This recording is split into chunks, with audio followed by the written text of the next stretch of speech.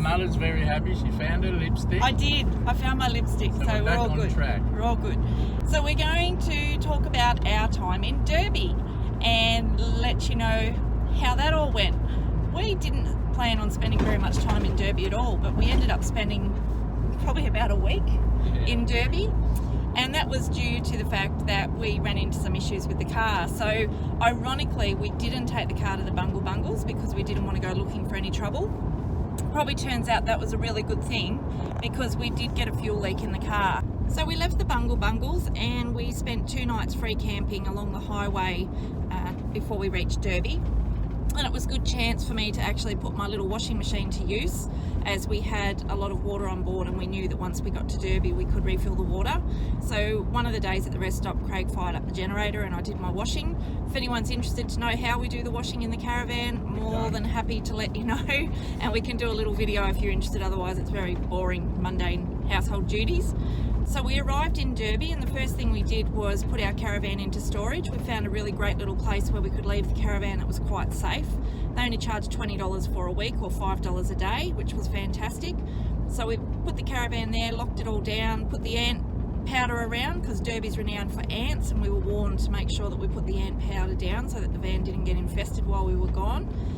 And then we headed into Derby to do our groceries, as we were going to be heading down the Gibb River Road for a couple of nights. Fueled up, took off, and made it all out the way out to Winjana Gorge, which is probably about an hour and a half, 2 hours from Derby, as you do go down the Gibb River Road. So we made it out to Winjana Gorge and we were quite excited because that was something we were really looking forward to. Checked in with the caretaker, pulled up at our campsite, and Fada got out of the car. And Fada, what did you find? I found Mum's lipstick. Oh no, I didn't. I found there was diesel all over the back door of our car. So I thought, oh, this isn't good. So then we lifted the bonnet and there was diesel in the engine bay. So I got underneath the car and I could see diesel, just a slow drip. And I thought, oh, this isn't good. So we decided to head back into Derby, as it was 3 o'clock. Yeah. We thought if we did not being mechanical, we didn't sort of know what was going on. We thought if we lose a tank of fuel out there, we're 120 k's from town, we'll have to get towed in or something. So we hightailed it back into Derby. And we made our way to the mechanic, who I'd actually been in contact with because I'd arranged for the car to be serviced when we went to the Horizontal Falls. So we'd already made contact with him. We got in there just as he was closing, and their initial verdict was it wasn't good. So that was a concern for us. They felt that there was a problem with the injectors. So they asked us to come back in the morning once the car had cooled down, which then meant a bit of a search for accommodation because we dropped the caravan off, had that in storage. We could have gone and got it, but we weren't really sure what the next day was going to bring. So I called Mike's Savannah Retreat, explained our situation, and he was amazing. He said, come on out, you can put your swag in one of my cabins and I'll only charge you $20 if you don't use my facilities. So we couldn't believe our luck. We headed out there.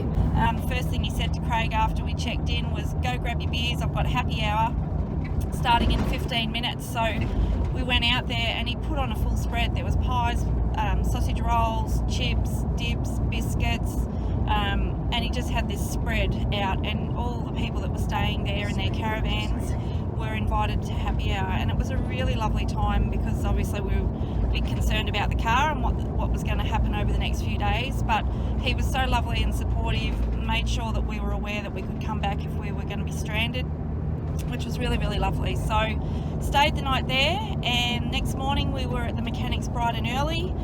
They came out, looked at the car, suggested that if we had roadside assistance we probably should give them a call because he thought, being a Friday, thought we were going to be there for at least the weekend. And while we were making all the arrangements with the roadside assistance, the verdict came in about what the issue with the car was. So I've got a picture of the part that caused us the grief.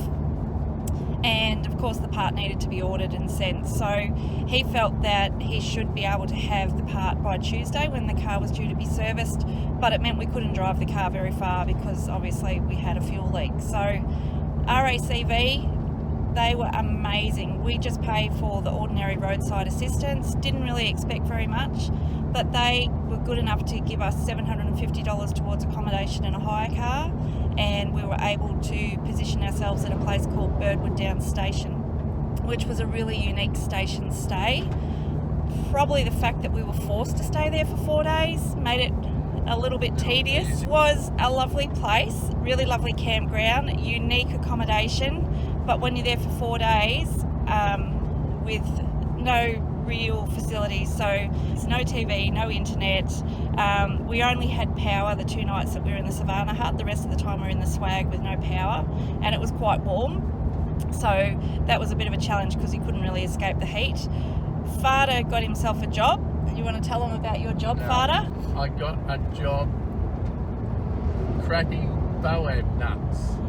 In the boab nuts there's a little white piece, looks like chalk, but they break the nut open, get the white substance inside the nut out, and it's $180 a kilo, and they crush it down and make all God knows what out of it. Powder. And you can eat it. It's very good in iron and vitamin C. Vitamin C. So we got our vitamin C supplement for the week, and a bit of iron. And a bit of iron. Yeah. So Fada spent the morning doing that, which kept him entertained. And there was actually a horse clinic on there. They were doing very similar to the natural horsemanship that I used to do when I had my horses. So that kept me busy for the couple of days that was running. On the Monday morning, we took the risk and we drove the car back into Derby and had a look at the wharf, grabbed some more groceries, because we were hoping that if the car was fixed on the Tuesday that we'd be out of there and we'd continue our travels back down the Gib. So that'll bring us to the end of this video. We'll finish off here. We hope you enjoy the video of our time in Derby, and we will see you in the next one. See ya. Bye.